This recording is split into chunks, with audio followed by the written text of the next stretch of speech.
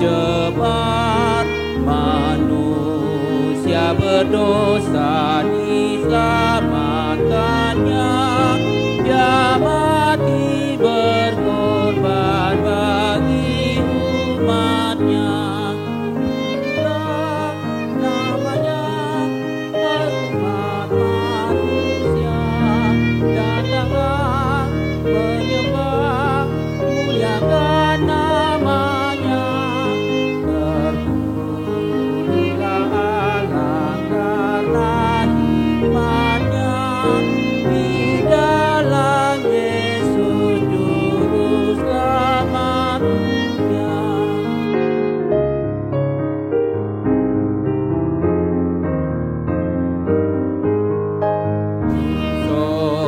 Sohasuhata no basanai, marhite anak nang pilehonai. Udar nadurus dodi hausi lagi, rara pedosa tak ias dibani. Tiba tak oleh manusia, las roham, sombah bade bana, namoton Yahova nasuni, marhite anak na Tuhan Yesus. Salam sejahtera Bapak, Ibu, dan saudara-saudari yang terkasih dalam nama Tuhan Yesus. Hari ini hari Jumat 2 September 2022. Mari kita persiapkan seluruh hati, jiwa, dan pikiran kita untuk mendengarkan firman Tuhan. Kasih karunia yang dari Allah Bapa dan dari Tuhan Yesus Kristus yang memberkati hati dan pikiran saudara-saudari sekalian. Amin. Firman Tuhan bagi kita saat ini yaitu yang tertulis dalam 1 Yohanes 4 ayat 14. Demikian firman Tuhan. Dan kami telah melihat dan bersaksi bahwa Bapa mengutus anaknya menjadi juru selamat dunia. Bapak, Ibu, dan saudara-saudari, sampai hari ini ada begitu banyak orang yang masih meragukan tentang eksistensi dari Yesus itu sendiri. Siapa dia? Bahkan ada juga orang yang mengaku sebagai orang Kristen, masih penuh pertanyaan dalam hidupnya bahwa mungkinkah Yesus itu adalah anak Allah? Mungkinkah Yesus itu adalah juru selamat? Dia memahami kalau anak Allah itu seperti hubungan antara seorang ayah dengan anaknya. Kalau kita di rumah, kita seorang ayah, dan kita memiliki seorang anak, itulah hubungan biologis sebenarnya. Karena Bapak, Ibu, dan saudara-saudari, melalui kitalah nantinya maka kita memiliki keturunan. Sehingga banyak orang menyamakan bahwa Yesus itu sebagai anak Allah, seperti Allah itu memiliki keturunan yaitu Yesus. Padahal bukan seperti itu. Kata Yunani yang sering digunakan untuk mengatakan bahwa Yesus itu adalah anak Allah yaitu kata huios, yaitu anak. Sedangkan kalau hubungan antara ayah dan anak dalam tanda kutip hubungan biologis, itu kata teknon. Yang berarti kalau teknon ini memiliki hubungan seperti tadi. Kalau saya seorang ayah, saya memiliki seorang anak, dia pribadinya adalah dia sendiri. Sedangkan pribadi saya adalah saya sendiri. Saya memiliki pikiran sendiri. Sedangkan anak saya juga memiliki pikirannya sendiri. Tetapi bagi Yesus dan Allah, kata itu tidak digunakan. Tapi kata huios tadi, di mana huios berarti suatu hubungan antara bapa dan anak yang tidak dipisahkan dan tidak boleh dipisahkan oleh apapun. Jadi kalau dikatakan bahwa Yesus adalah anak Allah, bahwa Yesus itu tidak bisa dipisahkan dari rencana Allah, dari pikiran Allah, dari segala sesuatu yang sedang Allah rancang. Bahkan Yesus itu tidak bisa terpisah jauh dari Allah itu sendiri. Di perjanjian lama, Bapak, Ibu, dan saudara-saudari, Yesus sudah dinubuatkan oleh beberapa nabi bahwa akan datang seorang Mesias, bahwa akan datang juru selamat yang akan menyelamatkan umat manusia, yang menyelamatkan bangsa-bangsa. Dan itu dipertegas ketika Yesus akan datang ke tengah-tengah dunia ini oleh malaikat Tuhan yang datang kepada Maria. Jangan takut Maria, kata malaikat itu. Sesungguhnya akan lahir seorang juru selamat dari engkau, katanya demikian. Setelah Yesus eksis dan dia terlibat dalam situasi sosial, politik, dan segalanya pada waktu itu, Yesus memperoleh pengakuan dari beberapa orang, dan sangat banyak. Petrus mengaku bahwa Yesus itu adalah Mesias, anak Allah.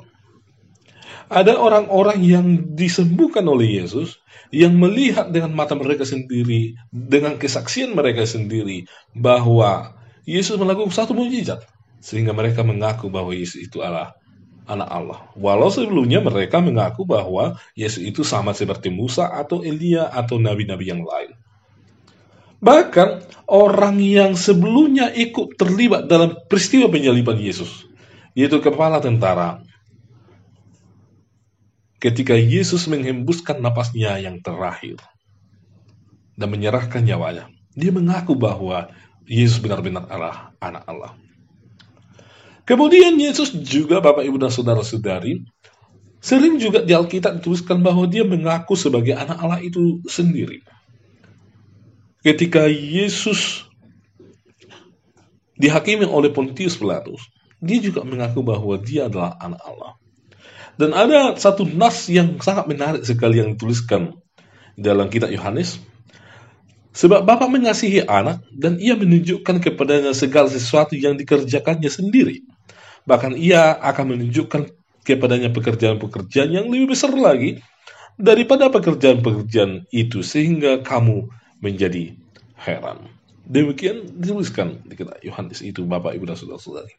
Dan ada satu lagi, barang siapa tidak menghormati anak, ia juga tidak menghormati Bapa yang mengutus dia. Aku berkata kepadamu, sesungguhnya barang siapa mendengarkan perkataanku dan percaya kepada dia yang mengutus aku, ia mempunyai hidup yang kekal dan tidak turut dihukum, sebab ia sudah pindah dari dalam maut ke dalam hidup. Yohanes 5 ayat 18-24. Lalu, dari sisi Allah itu sendiri, ketika Yesus dibaptis, ada burung merpati yang turun dari langit. Dan ada suara yang mengaku dari surga, dari langit, yang mengaku bahwa Yesus itu adalah Allah. Inilah anakku yang kukasihi, aku berkenan kepadanya. Pengakuan itu bersumber dari Allah sendiri. Jadi Bapak, Ibu, dan saudara-saudari, kita selaku orang yang percaya kepada Kristus, kita juga harus mengaku bahwa Yesus itulah anak Allah dan juru selamat hidup kita. Kita sudah melihat tadi, semua hal mengaku bahwa Yesus itu adalah anak Allah. Saksi mata seperti murid-murid, orang-orang pada waktu itu, bahkan orang yang terlibat dalam peristiwa penyaliban Yesus, juga mengaku bahwa Yesus adalah anak Allah. Yesus itu sendiri juga mengaku. Bahkan Allah itu yang mengutus Yesus mengaku bahwa Yesus adalah anaknya yang paling dikasihi dan berkenan kepadanya.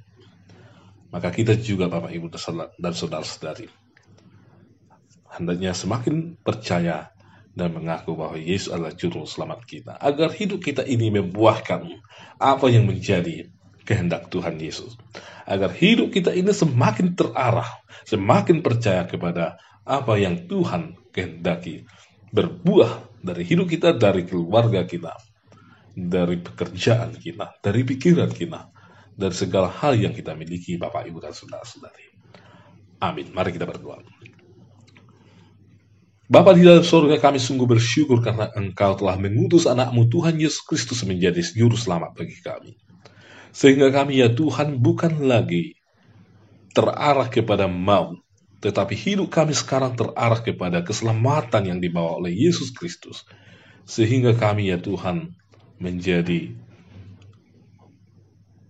memperoleh warisan, yaitu menerima kehidupan yang kekal yang disediakan oleh anak-Mu Tuhan Yesus Kristus.